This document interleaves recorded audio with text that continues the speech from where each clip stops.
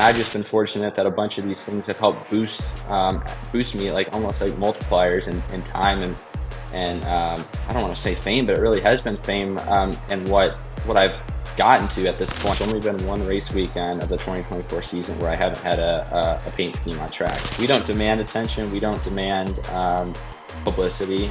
We'll take it for sure, but a lot of people are doing work behind the scenes, but a lot of people don't know about that, and that's how it is. I embrace that. That's how it should be. That's how it always has been. What's going on, guys? Welcome back to the Pit Crew Podcast. Get this, episode number 14. So today, we got a special guest on board. It's going to be Landon Milz, the designer of the DriveSmart paint scheme that Kyle Weatherman is running every single week. Not only that, he also went on to design many other paint schemes in the NASCAR Xfinity Series. Today, I'm going to be joined by Robert Hill. What's going on, Robert? And how you feeling about episode number 14? Man, it's good to be back. We've been off a couple weeks. We went down to Pocono. You hit up Indianapolis as well, and now we're back here. We got Landon with us tonight. It's going to be one heck of a show. Chris isn't here, though. He's in Puerto Rico vacationing or something. I don't know who approved that, but hopefully he'll be back next week, and should be a good one. But with that being said, let's go ahead and bring on Landon Milz. Let's do it. Welcome, Landon Milz, on to the show. How we doing, guys? Doing great. So we got a lot of questions for you because we're going to go into your background of racing. We're going to figure out how you got to this point at 18 years old. How did you go from designing iRacing paint schemes to being at the NASCAR tracks as a real life designer? So we're going to start with the basic questions. Where are you from and how did you get into NASCAR? I'm from Chicagoland area. Been here my whole life. I've always had a knack for motorsports. I wouldn't say I was always hard pressed into it, but when I was young, especially, we would watch the Daytona 500, and I was a big Jimmy Johnson fan growing up. Like probably from ages 6 to 13 years old, just would watch every race. Obviously, that was a great time in his career, but absolutely loved the sport. I'm from an area in northern Chicagoland area, where it's a lot of city, a lot of there's just not much racing around. There's stuff if you can find it, but I didn't grow up in a racing family. Would have loved to race, and so like I said, never really got that opportunity to do any of that stuff in real life. But was a big fan, loved NASCAR, and was just kind of around it as a fan for a long, long time. When we designed the paint scheme for Kyle Weatherman's car, we got 40 entries for it, and basically all these iRacing painters came on board, designed all these paint schemes, and we had a competition with me, Rogator, Real Radman, and Kyle Weatherman, and we all picked one paint scheme each and had the fans vote on it. So the guy who won that was Landon Milz. He had the best paint scheme, and that is the paint scheme you see on Kyle Weatherman's race car today. Now, Landon, when you won that competition, can you walk us a little bit about designing the car, and did you feel like you was going to win that, and just walk us through the whole deal? It was something that was so random, and I would say honestly, this was September, I think, last year. It hasn't even been a full calendar year. It's probably at 10 months, 9 months. So to think that all this has gone on just from a big perspective is crazy. But saw the competition, did some research on what this whole thing was, and it was pretty cool. I think any NASCAR fan would probably be interested in doing something like that, having a car on track in real life. And so obviously entered, free to enter. I'd test my luck at it. I was an iRacer for a long time. I did recreational design work. Took graphic design classes in high school, but I was never really meant to be an artist, never had any of that in my my lifestyle. That wasn't what I was. I didn't think that was what I wanted to be. So this was something very foreign to me, and I said, hey, I'm just going to take a crack at it. Obviously, I had experience doing some stuff just lightly on the side, paint scheme wise, in the iRacing community, but entered the contest, and you don't really have any other way to differentiate yourself from making something that you think looks really cool. So felt like I was able to, I spent a lot of time on that, and just, a lot of time on that. and then entered it in the competition. And I was lucky enough that I felt like there was a little bit of publicity beforehand when I posted it on social media that a lot of people were reposting it. I think Kyle even like reposted it or commented on it, so he knew. I think I might have even gotten like a message beforehand. He was like, he really liked it. So I was like, oh, that's cool. I mean, there's a bunch of other entries. And so, I mean, at the point, I was doing my best work and would put that out there. But once the competition started, I would have said, you know, what happens, happens. I felt like obviously I think there's four, top five, top four that was selected by the influencers. Um, and so there was a point where I was watching, and I think three or four were selected. And I can't remember exactly how it went, but I was pretty much on the outside looking in as far as getting a nomination. On that broadcast, I remember you guys talking a lot about it. Kind of just waiting. I'm like, is someone gonna take it? Is someone gonna pick it? Just really didn't happen. And I think you know, UDLB might have asked him a question, you know, kind of almost like you guys forgot about the car I designed. Just wanted to kind of reassess with the four other cars. Um, and then Kyle, I think, ended up changing his mind and said, "Hey, like I'm gonna pick Landon's design." Like I think he picked five. I mean, between all of you, you picked five, and you felt like that was on a separate tier. So kind of made an exception for me, I felt like. Um, and with Kyle kind of already going, you know, earlier in that process, I didn't think that I would have any sort of chance that it would get picked. You know, I thought it would, but I was kind of like, oh, we're not going to get picked. Like that's a bummer. And so, yeah, I mean, we had an exception, and then obviously Kyle nominated me, had his influencer pick, and so from that point on, it turned into a popular vote, a community vote. We post on social media. Whoever had the most votes in a certain time period won, um, and just kind of felt like I had a good community that was around me. Bunch of friends, family voted, just fans. Like, I mean, a lot of them felt like that was the best in their hearts too. So just with everybody kind of coming together, I felt like you know, obviously the connections I already had was helpful, but a lot of people did like that car, and so by the end of that, I do think we won in a landslide. I think we had 60% of the votes, and there's four other designs, so won it in a landslide. And then I really didn't know what the next step was, but really crazy event. And there's a lot of designers out there that are looking for stuff like that. And I would say those events help people get into something like this. If they love it, if they enjoy doing it, that's a great opportunity. And it was a very good it was a good catapult for me right into an NASCAR industry, and very lightly. It wasn't supposed to be anything more than a one-time thing, but that opportunity was something I really couldn't pass up.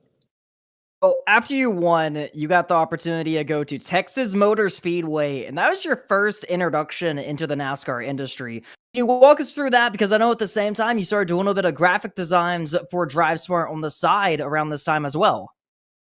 Yeah, absolutely. It was something for this whole competition, at least on the surface level. It was a one race deal. It was um, you know, it's just kind of everything coming together for one race in the playoffs last year at Texas Motor Speedway. So obviously, me being the winner, I was, you know, flown out to Texas to be with the team, to be around the car, to be around kind of the actual NASCAR industry. Kind of first race of me not being a fan, which was overwhelming because I felt like I was going to just kind of see where that went. So a lot of unknowns. Carried myself kind of how I always wanted to. Obviously, once I went and got to meet the people at DriveSmart, Chris, Dan, first time in person. I mean, we had phone calls beforehand, but great people. Really liked them. The company, learned more about that. Just the people aspect around that group was very like connected kind of from the get-go, which was something I didn't necessarily expect. And I don't know if they expected it either too. So um, I went into that weekend kind of thinking that was my only chance, my only time there. I didn't know what the next step would be. I was just gonna say, hey, we're gonna soak it all in. We're gonna meet people. A lot of great people introduced me that I already kind of knew, and a lot of connections, a lot of networking at the racetrack really helps. And so I don't know if DriveSmart at that moment knew that they were going to do it moving forward. I certainly knew I wasn't. Um, but time was spent, and we would go out to dinner. I mean, we spent probably 3 days together. They were pretty much like, "We want you," and I'm like, "What do you mean you want me? You have me." I'm like, they were like, "We want you moving forward. This isn't a one-time thing, just so you know that." And so getting that was kind of like, oh wow, and that was something I didn't expect. It was just something that kind of came up as time went on, getting more comfortable with them, and they liked me. They don't have to do that. They could have said, "Hey, this is your one-time thing, and then we're moving on, but we might do it and then find someone else." But that wasn't the case. They really liked me. I really liked them, and they pretty much brought me in as their guy, NASCAR wise, for everything in the moment and the future. So it's turned into social media graphics, everything that's pretty much put out on social media from DriveSmart is me behind the screen making it. Pretty much all the merchandise that we've done has been me as well. We ended up doing t-shirts. Oh goodness, I still have the Chris moments of him getting excited to hand out free t-shirts on the DriveSmart stream. So it turned into merch, turned into social media stuff, turned into other mock-ups and other stuff that we've got planned right now that nobody necessarily knows about. So just getting kind of included and being part of the group was something I didn't have on my radar, but it's definitely turned into that from that weekend, from that opportunity. So immediately after Texas, I think you had a help in designing Kenyon Washington's Legends car, and then we move on a bit more to the DriveSmart to Daytona challenge, where you're designing the T-shirts and we're promoting them every week. Well, then Daytona hits. You go to Daytona. That's a whole experience being there that weekend. I mean, both of us, I believe it was both our first time at Daytona then. But not only when we got to Daytona, you was designer of Kyle Weatherman's car, you also designed the number 18 car for Sheldon Creed in the NASCAR Xfinity Series. How did that deal all come together from the DriveSmart stuff? It's funny. Every connection is connected. That seems obvious, but it's not necessarily. I didn't think that was how it worked, but every opportunity was somehow connected through one way and another. So obviously, design Kyle's stuff from the beginning. That was pretty much full time into the next year. I knew that after that weekend was done. So I was looking forward to having a car racing regularly for the upcoming 2024 season. This year, I was really excited to have that. But a couple days later, there was somebody who I met at the track who saw that I was doing stuff NASCAR wise, and pretty much ended up being somebody from a marketing agency, and there's a lot of those in NASCAR. So those are a group of sometimes drivers. This one in this case is, which included drivers like Sheldon Creed, Caden Honeycutt is in that field, Jesse Love. Not necessarily all of these guys need artwork done because contracts and stuff, but got an opportunity for this marketing agency looking for a graphic designer, and so with us knowing that Sheldon was moving to JGR in the 18 car, the whole off season was mocking up stuff, proposing stuff to potential sponsors, just kind of throwing a lot of artwork out. And so for me, last summer was a lot. It was very busy.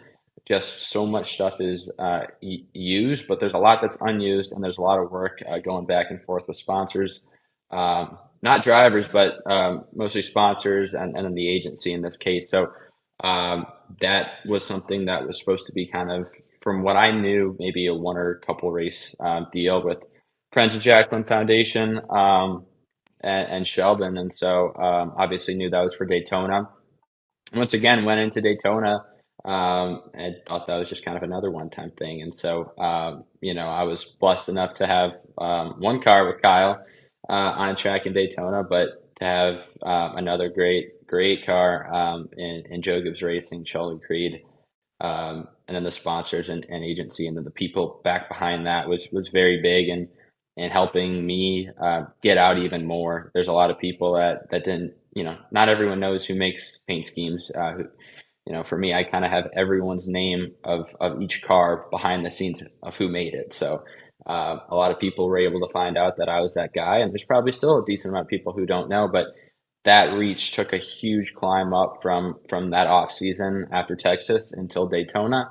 And then as this season's gone on, it's really taken off. So Sheldon it's a full-time deal with Friends of Jacqueline Foundation this year. So having a car right now sitting very, very well in the point standings, and I think he's had, tied the most at least tied the most top fives this year of anybody in Xfinity Series. So hasn't gotten to victory lane, but has a really good chance to be there at the end. It kind of reminds me of a Daniel Hemrick situation where he didn't win all year, but was super good points wise, super good car wise, and I think he's got a decent chance to, I don't know, do something maybe at Phoenix. So hopefully that's the case. Hopefully there's a win throughout the season too that comes. But yeah, I mean that wasn't possible without the DriveSmart stuff. One person talks to another person. I mean, it's a whole network, and people don't really realize that. Even just normal fans can kind of start a journey there too if they have access to something that most people don't have. So, yeah, Daytona was something that I was never there. I met you, DLB there. We were kind of like, oh wow, it's World Center of Racing. Never been there before. Kind of figured it out, and it was really fun. A lot of rain, but a lot of fun. DriveSmart crew at the racetrack is always so much fun to be with. And so that was a heck of a weekend. It was a long one, but that Daytona look was very different from what I had planned a couple months before as to what I'd be doing in my life at that time. So immediately after Daytona, I see that you're designing social media posts for Joe Gibbs Racing, but we're gonna skip ahead to Charlotte for when you designed the number 92 car of Natalie Decker. Not only that, you also designed the T-shirts for Natalie Decker that weekend. Can you walk us through a little bit on how that deal came together?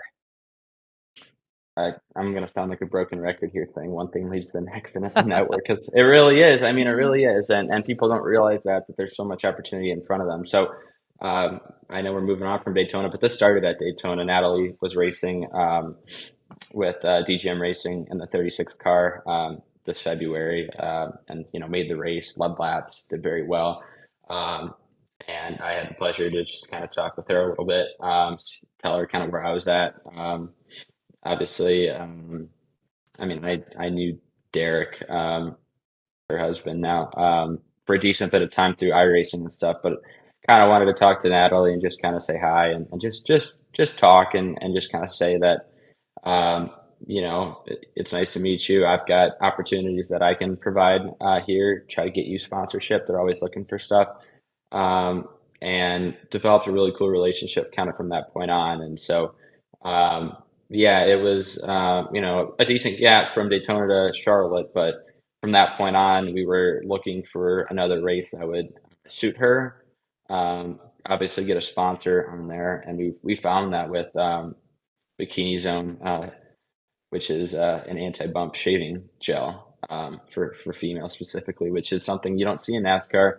And so the moment I got a call from her and told me that that's what the sponsor was likely going to be, I was like, that's awesome, because when you as a designer have something like that from a brand, from a marketing, from just a standard that's not normal, you can be so creative. It stands out like nothing, like nothing else. You see pink, purple on the car. Obviously, Natalie attracts a lot of attention being at the racetrack. And her platform's huge, so everyone seems to know who she is. Getting to work on a deal with her to design T-shirts, make her paint scheme. We did hero cards, and all. There's a bunch of other stuff I left out there too. So, but the biggest thing about that is it's not just a business thing. It's not just a one-time deal thing. It's a really good relationship too, and so we're always trying to get them on track for more stuff.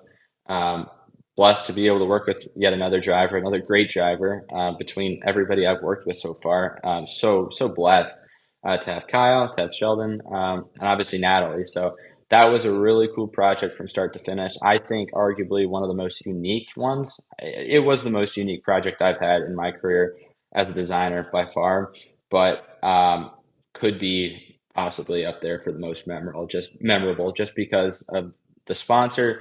Her, like, it's just something you don't see very often. So that meant a lot to get a connection started with her and have the honor to design her artwork on track. And so but the other thing people don't realize about designers and people behind the scenes is that we don't demand attention. We don't demand publicity, we'll take it for sure. But um, a lot of people are doing work behind the scenes, but a lot of people don't know about that, and that's how it is. I embrace that. That's how it should be. That's how it always has been. But the thing that was super unique about Natalie is every post she would tag me.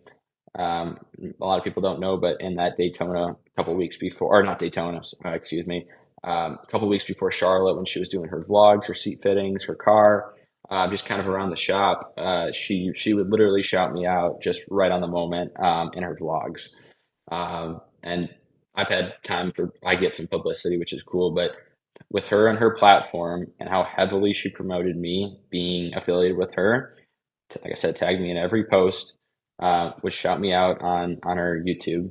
Um, I got so much publicity, especially for somebody right now where I'm at a state where I have to market myself. I have no choice but to operate my own business, to operate my own, you know, just my own company pretty much. And so I rely on other people getting me business. Like I have to go out and get that myself. I have to attract people. I have to make myself appealing. I have to make the artwork I'm providing appealing to sponsors or potential sponsors that are paying upwards of $100,000 for a race weekend. So um, having her just promote and using her platform so well for me was something, like I said, I didn't demand, I didn't ask for, but she kind of did that out of her heart, which is really cool. And it actually helped me out so much on the backside that a lot of people don't realize.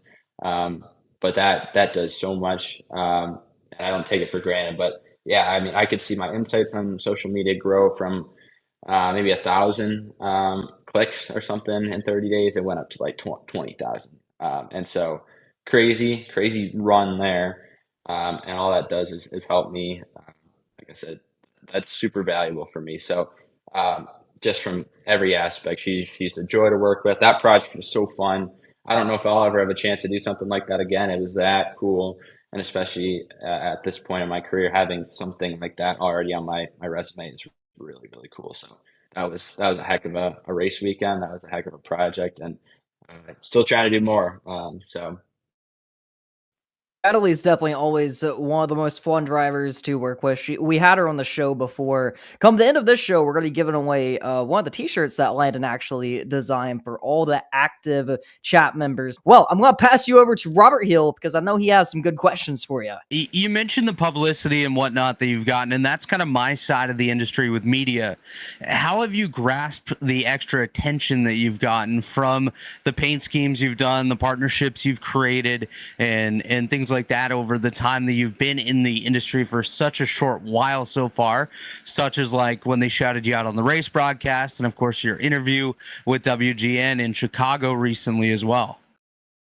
yeah, I it's really crazy how the publicity on my name at this point, like I said, it's not been a full calendar year, and what has happened to me is honestly remarkable. I still don't necessarily know how everything has turned out, but yeah, from interviews locally to shout outs on national television of a race. I mean, last fall, Dave Burns was talking about me um, during, I think, qualifying at Texas. So like that's stuff right there. Like I said, there's countless other things I can name, but that publicity is it's the most valuable thing for somebody starting out, for somebody um, looking to build up. And I would say the biggest thing throughout all of this is finding a way to use it as like ammo. Not, and I say that in a good way, just to make yourself more valuable. Use stuff that you already have attached to your name. To use social media, use your network that you already have.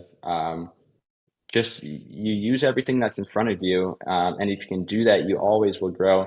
And I've just been fortunate that a bunch of these things have helped boost me, like almost like multipliers in time, and I don't want to say fame, but it really has been fame, and what I've gotten to at this point. It's really crazy. And so those things are by far the most valuable things that I've gotten for me personally. And a lot of people don't realize that is valuable. And I'm not speaking for myself. There's a lot of people who would pay a lot of money for opportunities like that. And that time, that reach, like forget money for a second, like that stuff is valuable. You can't pay for that all the time. But when you get it, especially when you don't demand it, I talked to a lot of people recently, like the coolest thing about all of it is you don't demand it, but you still get it, and that's a very rewarding feeling. Um, and so, yeah, really cool that all these great opportunities from one extreme to another have just somehow, I shouldn't say somehow, but I still don't necessarily know how everything works, but it somehow has, and yeah, it's helped me a ton. And I was going to ask if you've really been able to grasp everything that's happened so far. And it really doesn't seem like you have as of yet. You've gotten some insane opportunities and you've earned them as well based off of the work that you've done. But the one question I really do have is prior to the DriveSmart competition, where you were able to get your paint scheme selected and out there, what were your goals for your design career and how much have they changed since that opportunity?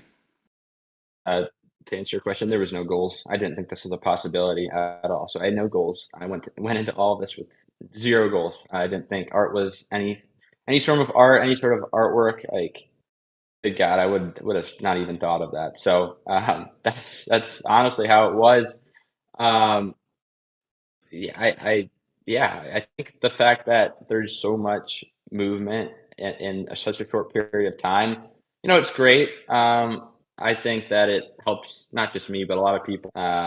There's sometimes where I'm at a racetrack and I'm just kind of thinking about the next thing that I have to do. Um, and then there's times where you might not have something. Think of it for this, like there was one weekend this year where, just with everything matched together, trying to remember what race weekend it was, but first race weekend of the entire year. There's only been one race weekend of the 2024 season where I haven't had a paint scheme on track. Um, and that was kind of a weird feeling. It was kind of what you mentioned. Like I didn't really let it sink in. I didn't necessarily enjoy it. And I don't want to say I took it for granted, but it felt weird because I was always under the mentality, like it has been an explosion of opportunity. So I've always been either working on the next project because it's in my lap. I have to do it. But I've not really been able to. I mean, I've enjoyed it. It's always, I'm blessed to be here. I'm blessed to do all that stuff. But I wish I was able to focus a little bit more on the in the moment feeling, because that's something you can't replicate. That's something you necessarily can't get back. Um, and so just with how fast everything's moved, that one example of not having a car on track one weekend kind of makes you realize how blessed you are to be where you're at. And just kind of the fact that it's really important to savor and enjoy those cool moments. Like, I mean, having one, even two cars on track for a race is crazy. Um, and I just look over it sometimes because that's just how fast the industry moves. But it's in the back of my head. It's so cool, especially for somebody who's watched NASCAR and has loved it for a long time. I don't forget it, but I feel like I do need to attract or put a little bit more attention into the in the moment feeling of how cool it is too, and not get caught up looking to the future. It's sometimes really hard to grasp the in the moment aspect of it. I totally agree with that. I think Dustin would as well. We're all so lucky to be able to do what we do in this industry because so many people don't get the opportunity to be here and we get that chance. So it's definitely a really blessed feeling being able to do that for sure. But looking ahead down the road, obviously you're still incredibly young. Still, I heard you haven't even started college yet, which is coming No. up in the fall. Is that correct? Yeah, that's correct. I'll be at Iowa State University as a freshman. So that's the crazy thing too. Everyone says just how young you are. You're in such a great spot, and I'm like, I appreciate that.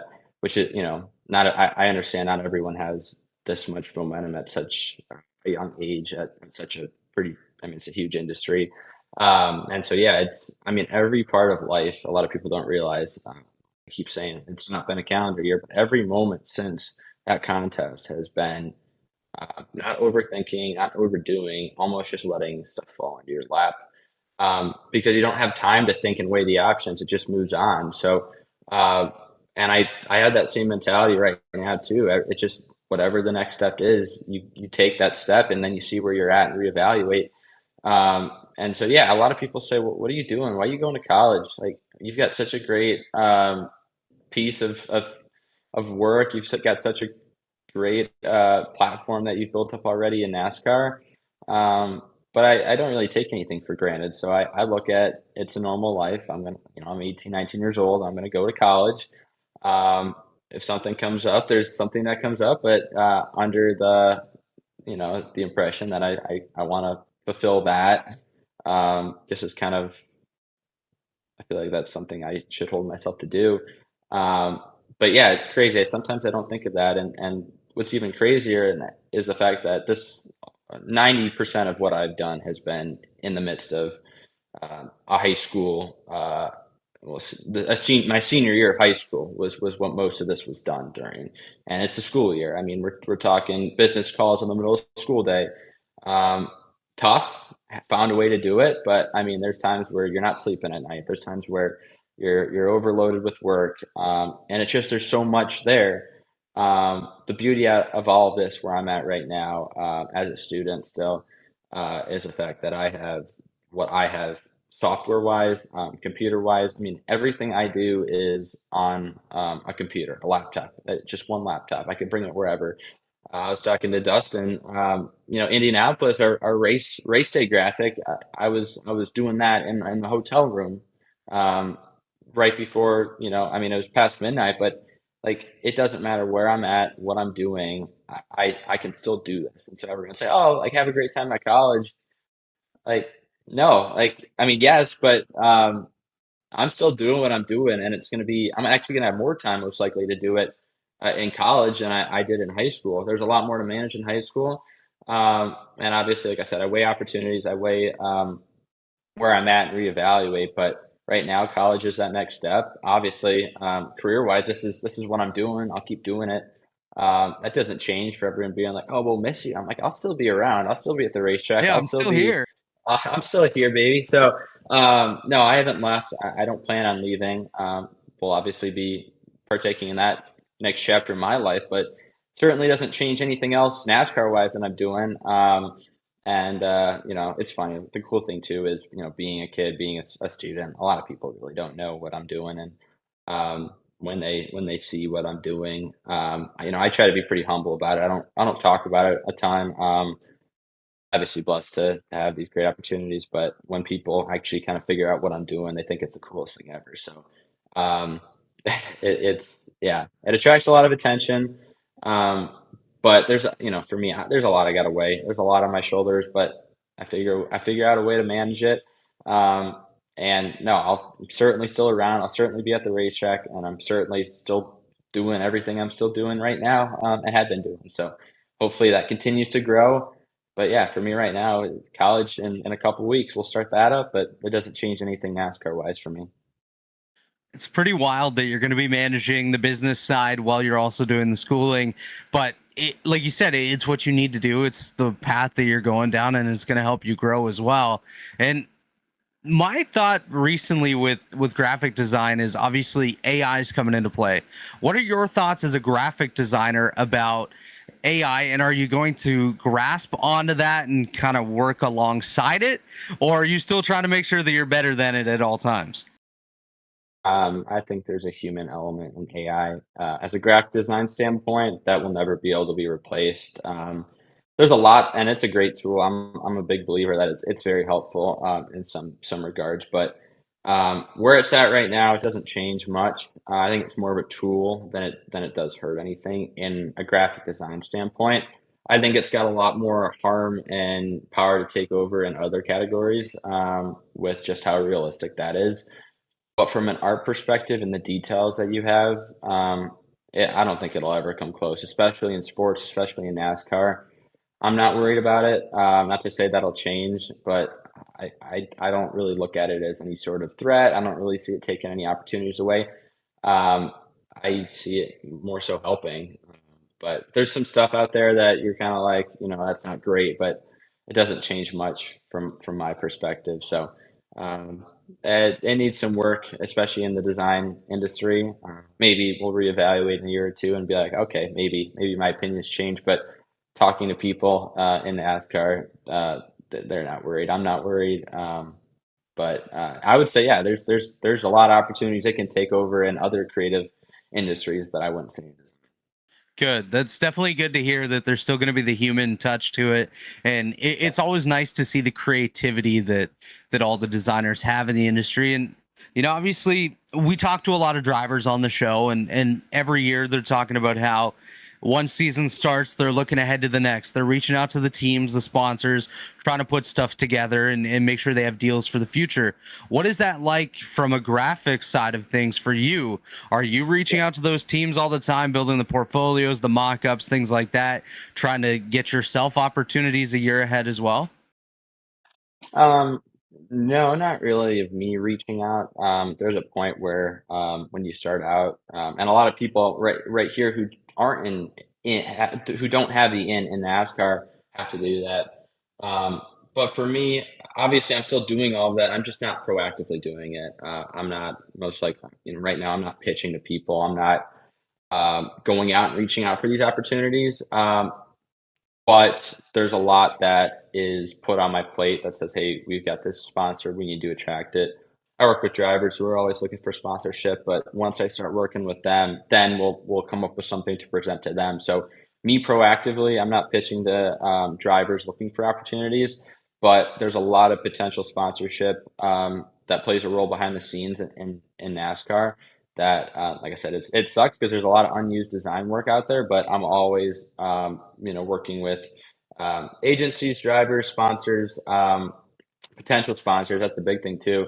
Finding a way to attract, and a lot of people will say, "Hey, I'm just going to make whatever looks the coolest." And there's nothing necessarily wrong with that too, but the biggest thing a lot of people don't understand is it's all business. There's so much money in NASCAR, and that's a lot. That's pretty much what runs it, is the money side. So you got to find a way to, when you are pitching, which, like I said, I'm still doing quite a bit. Um, you got to make it appealing from a business side. Why are they going to put that kind of money into a race team, into a driver, for a race or more? And so seeing what you can do to appeal to them is huge. And if it's done well, it's hard to lay out like for me, it's hard to lay out a mock-up that I wouldn't be interested in doing as a company. And a lot of people don't look at it that way. But if you look at it more of a business standpoint, I think that holds you a lot more. That holds you a higher chances of landing more opportunities. You'll make more money. There'll be a car with your artwork on track, and there's usually more opportunities that come of that too. Nobody wants to see mock-up designs get thrown in the trash or get lost. There's so many out there, but and that's a part of it. But if I had the choice, why wouldn't you make an opportunity stick? Why wouldn't you make a deal land? It helps the driver. It saves everyone time. And so that's a big role I'm doing. I'm just not necessarily pitching to drivers I want to work with, teams I want to work with. Where I'm at right now with my workload with doing social media graphics for Joe Gibbs Racing, working with Sheldon's marketing agency, Raceface, and their drivers, and then obviously doing the stuff here with DriveSmart and Kyle and DGM Racing. I'm not necessarily in a position where I feel like I'm desperate that I need to do that, and so I don't think that'll change. I don't think I'll ever really have to do that, and that's something that I'm so lucky to say, because a lot of people have to go out and do that, get their one opportunity. They got to make it up. But DriveSmart was the opportunity that was placed into my lap, so I didn't have to do that. I didn't waste time, effort, energy, money. Like I didn't have to waste all that time just to get up to that start. And so I was kind of picked up and lifted into the start of the chapter by DriveSmart. So they played a huge role, and like I said, everything is traced back to how it started for me. I don't forget where I came from, and I really look kind of like a web from a network and connection standpoint of how everything leads together. And there's so much I can look back at and say, hey, this led to this. I met this person that led to this. Can directly say that. Not sure everyone can, but I think if you think like that, it makes you understand how you're going to continue to grow and land more opportunities and have more artwork on track, which is always cool to see. I love the mindset of always remembering where you came from, always remaining humble and looking ahead to the future as well, trying to stay proud of your work and keep those same kind of ethics that you had at the start all the way through. It's a good way of looking at it. And I got one more question before I toss you back to Dustin here. He looks like he's patiently waiting up in that corner. In many industries, there's people that you look up to for inspiration, and you lean off of, maybe get advice off of them. Is there somebody in the industry, maybe not even the NASCAR industry, just graphic design in general, that you've had the chance to lean on and you continue to go back to for some advice on growing as a designer and in this career as well?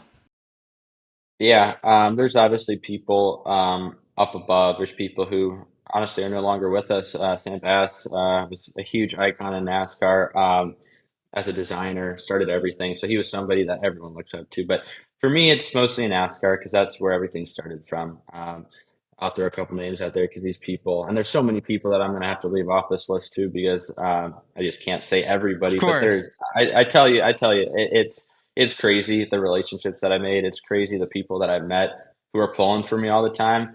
But a couple people out there, graphic designers. I mean, Kyle Sykes at Trackhouse Racing, unbelievable artist, unbelievable person. He's somebody who kind of had a similar footprint into starting this off. He won a hero car contest, so similar start. But he is somebody who is he's at the top of the game when it comes to NASCAR. Those cars with Trackhouse Racing are so great.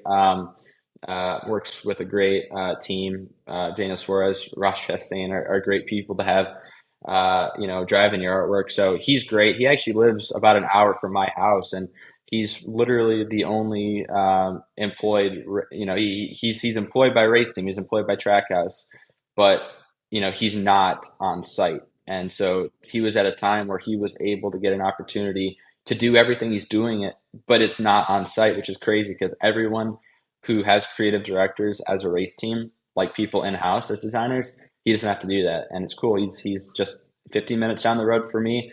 I've met him. He's somebody who helps me out all the time. If I reach out, he'll be there. He'll give me some advice. He'll talk to me, and a lot of these people, I'm talking about other stuff that's not even racing wise. So he's great every single time I see him at the track. Awesome, awesome person. Michael Carey. Not sure if you know the name. Oh He's yeah. great. One person that a lot of people, and I'm going to throw this person out there because it's not even a graphic designer, but Dylan Coyle as PR with College Racing was somebody who was really cool, just kind of a mentor. Still in that creative field, but somebody just to kind of talk to and help. Probably one of the first people that I knew, one of the first people I met at Texas when I first started, and so I don't forget those people. They're always great to see at the racetrack. So that's a couple. There's a lot of others, but a lot of people I look up to. But the coolest thing is a lot of designers are very supportive of other people.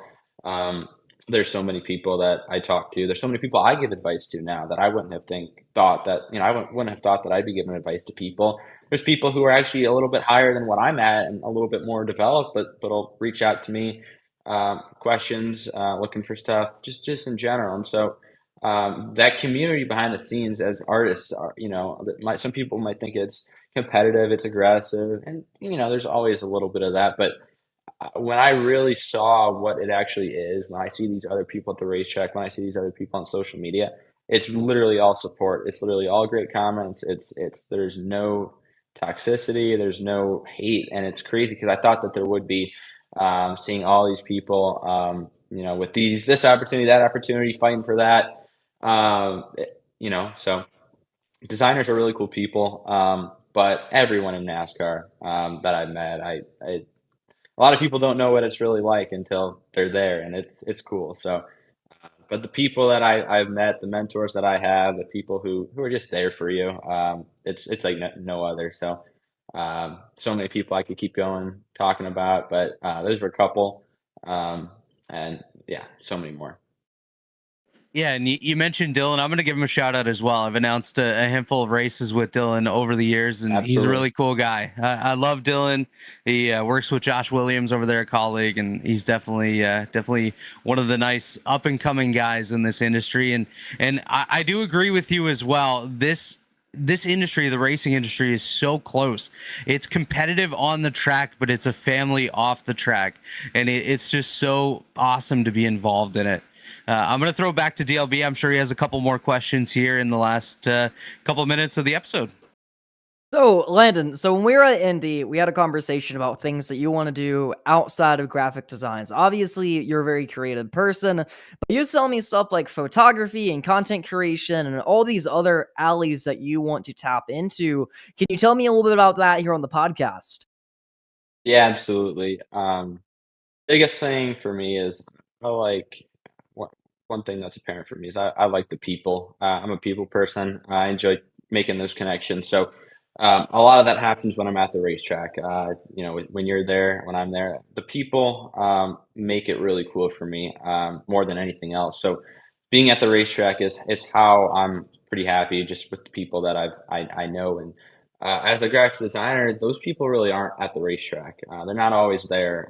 They are. I'm not at every race, but they're not valued as a hands-on at the racetrack the same if they're labeled just graphic designer.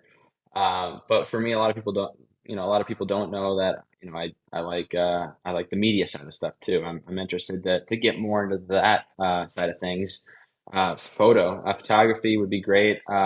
Video, content creation, heck, PR, social media, all of that stuff in that creative department. I feel like I could be successful at. I feel like the tools that I have right now, would be a pretty seamless transition. So those are skills that I have, and I try to work on. Just kind of, vision stuff when I'm at the track and what I'm doing right now. But those are the shoes, and those are the other things I want to do at the racetrack, not just design and stuff that's more hands-on. I mean, you Dustin, you follow Kyle around the racetrack. You do the videos for us. That's so cool. You're at the racetrack. You're talking with the driver. You're part of that. You get to make that creative and come up with that content. And I think there's so many other sides in the creative industry that allows you to be creative with, not just design.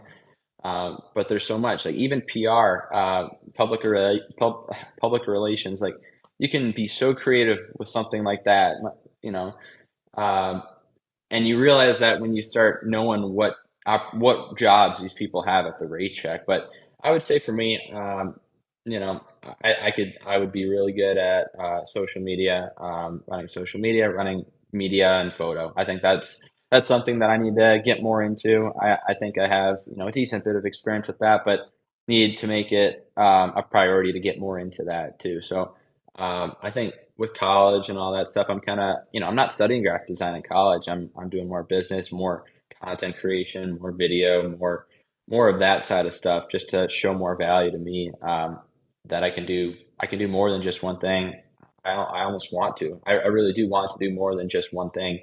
Um, but I'm a hands-on person. I think being at the racetrack is the place for me.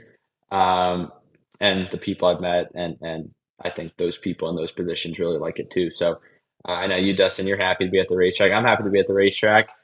Finding a way to make that more of a full-time thing, more of a hands-on thing. But I'm never really going to pass up an opportunity. If stuff comes up, I'm usually pretty quick to take something.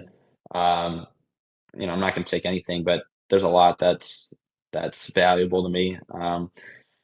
And I think that's the biggest thing too is everyone's like, "Oh, he's a graphic designer. He can't do this. He can't do that." Well, I can.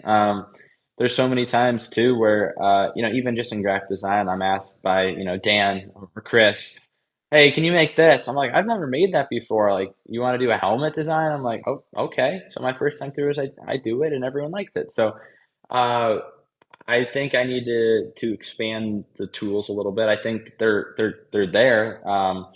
But I need to promote myself more as more than just a graphic designer. I think that's big into leading to other opportunities. And a lot of people that I know that, but I'm almost forced to just post the work I'm doing on social media, not the work I'm looking to do.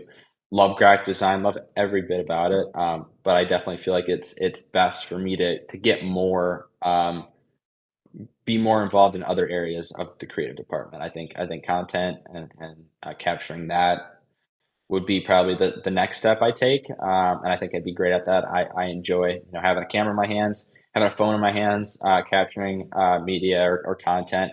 I think that's something for me too. So I need to get more into that side of stuff. Absolutely. It sounds like a great plan ahead. And I hope that you stop in at every alley over there for you. So my final question is back at Texas last year, your first race. Qualifying was going on, and you got a mention from the pit reporter. Now, DJ EJ told us a little story about how you and him went over and talked to the pit reporter, and he kind of like nudged you and said, like, "Hey, he designed this car." Can you walk us through that experience with DJ EJ and how you ended up having your name shouted out on TV for the very first time during qualifying at Texas Motor Speedway last year? Absolutely. He's a great guy. Wish he was still at the racetrack with us every weekend. Miss having him. Would have been great to have him at Indy this weekend. So if you're watching, miss you, man. But no, at Texas, it was great. I think he kind of nudged me to do stuff that I didn't necessarily think of doing. I'm pretty laid back as far as what I talk about. I don't like to brag about myself. I don't like to say too much. Um, but honestly, the person who ended up really helping me too, and that was Brennan Poole. He was a person who actually ended up introducing me directly to Dave Burns. That was the reporter. Very highly respected guy. It's funny, even at the racetrack now, we'll stop by and say hi. We'll talk a little bit. Like I said, I don't forget that stuff. So um, he said, "Hey, let's try to talk to him." And Brennan saw me. He said, "Hey, Dave, this is Landon. Figured I'd introduce you." Kind of told me about me. Had Brennan brag about me because I'm not going to do it myself. And he's like, "I'm gonna, take my notebook out, do some notes." And he took a lot of notes about me, about Kyle. And yeah, the next day, I think it was 8, 9 a.m. It was pretty early in the morning. Race was the same day. Just getting taps on the shoulder that I'm getting. A shout out on couldn't remember if it was practice or qualifying, but it was probably a 30-40 second segment talking about the team, DGM, Kyle, DriveSmart, and me. And like I said, that's stuff that you don't see all the time, but Brennan helped kind of put the icing on the cake there and actually introduce me. But DJ had the idea for that too. I didn't necessarily think of that. Some people were like, "There's no chance that he's going to talk about me. There's no chance." But I've got that clip that'll never be forgotten. That was a really cool moment just to kind of get a shout out for that. I talked about the contest, talked about DriveSmart, just talked about everything. So that was super cool. Not necessarily sure if everyone knows about that, but that was a cool story. And there's so many other cool stories like that. But just kind of those gestures I value so much. Same thing about, I guess, what Natalie does for me, what Kyle does for me, what these people do for me. I'm so blessed that they do that because it's so valuable. I don't demand it. I don't ask it. But they still set me up to succeed, which is really cool. And they're great people to work with, great people, great teams. DGM Racing, awesome. Love being with all these people at the racetrack. So yeah, it's every weekend there's new stories. I know me and you, Dustin, had a great time at Indy. It's going to suck that we got a 3-week break, but hopefully we can do it again at a future race. I know we will. And so yeah, like I said, it's always looking for the next step, always looking what that is. But yeah, so many cool stories just being surrounded in this industry for sure. Absolutely. I'm going to shoot you back on Robert Hill here for any final questions on his end before we wrap this thing up. I have two final questions. The first is, if you could give an up-and-coming designer one piece of advice, what would it be? Heck of a question. That's a great one. I think target your well, first of all, have a platform. If you don't have a platform, if you don't have any sort of social platform, you can't expect to get any opportunity. So that's the first thing. But when you make your content, you don't have any choice but to come up with mock-ups, come up with concept designs. But whatever artwork or whatever opportunity, it doesn't even have to be graphic design, whatever opportunity in the creative department you're looking for, target yourself to that. Don't target yourself to this random thing here, that random thing there. If you want to get in NASCAR as a graphic designer designing paint schemes, just put a bunch of concept designs of paint schemes. If you want to do t-shirt or merch designs, do the same thing there. Make it as specific as possible for the opportunity that you want, and then let it grow. And a lot of people don't really know, or know exactly how to get started. And it's overwhelming. I wouldn't have known the idea too. And people might be like, hey, you didn't go through that process, you didn't spend all that work for nothing or whatever. But being around it now, seeing how these opportunities work, that's exactly how it is. You got to put it towards a target audience, have a consistent schedule as far as putting content out, and make it appealing to the people you want to appeal. You want to make interested in you, and give them a reason why they should trust you, why they should use you. And if you're consistent, you do it consistently, and you do it to a quality you feel is your best. There's no chance that as time goes on, you will get more eyes, even if they're just followers, but you will get an opportunity. I see it time and time again. People get opportunities like that. They'll pitch concept designs and have sponsors reach out. They'll see it online. They'll be like, hey, let's do it. We're going to make this work. We'll put our money in, and we're going to have this car on track. So I'd say that's the biggest thing. Have a target audience, be consistent, and put the content out there that you think is of the level you want it to reflect as you. I definitely like that. And my final question is one that I ask everybody, and you can gear this however you want here, but what's your goal for the next year, and what's your goal for 5 years from now? 5 years will be interesting. Next year, I think for me, the next immediate step would love to have a Cup Series design racing on Sunday. I'm biased because I have stuff in Xfinity Series, and I really do think the racing is so good in the Xfinity Series right now that I almost don't really care. But I think it helps to have a paint scheme in the Cup Series, so always looking for that. I would say, for me, always meet new people. But a year from now, I want to be in a spot where if there's an opportunity, a really big opportunity, I could feel like I could evaluate something, not necessarily take it, but be able to feel like I've improved. I'm in a spot where I could have a path to something pretty big. Not sure what that is. Like I said, it's literally one day at a time. So this is such a tough question to answer for me specifically because everything moves so quickly. But 5 years from now, I mean, I think for me, to have, and that will probably come before 5 years, but would love to have a role full time with a race team. I think that's better for me than being freelance. Um, so I think that's the big one. Obviously, higher up, it would love to be at a very respected race team as a creative director. Not every team has that role. So a team that does would be a goal for me, and for me, honestly, I look at it like maybe I could get something before that too. You never know. I always try to push myself to see what I can do. But I'd say throughout all this, I take it. I try to kind of keep it calm and fluent. I don't overload myself. I don't overload people I'm looking for. There's so many great opportunities, like what I have here with Joe Gibbs Racing, what I have here with DriveSmart, what I have here with so many great people is big, and I could easily probably find a way to come up with something pretty cool. But just by being in the loop with these people, talking to them consistently, having artwork out there, I have no doubt in my mind that there will be something that I could be confident to take here in the next year or so. So I don't know if that's 5 years. That might be 2 years from now, 3 years, maybe 10. Hopefully not, but it's so much so just one day at a time. I hate to say it, but that's kind of what I've lived my life off of the past uh, 10 months. I wasn't like that beforehand. I didn't think like that, but I have no choice but to think like that now. I just kind of got to take the next day as it comes, see what people want, fulfill their requests, and make it look as good as I can. Absolutely love it, Landon. Where can people find you? How can they get a hold of you? Social media, X, Landon Milz on that. Landon Milz Creative on Instagram. Um, that's the big stuff. Just follow me there. I'll keep you in the loop. And I appreciate everyone that has reached out to me, has been supportive. There's been a huge uproar of just people being really supportive for me. That interview was great that I had recently. Super thankful for all the great comments on there. But yeah, I'm so blessed to do this. Super cool.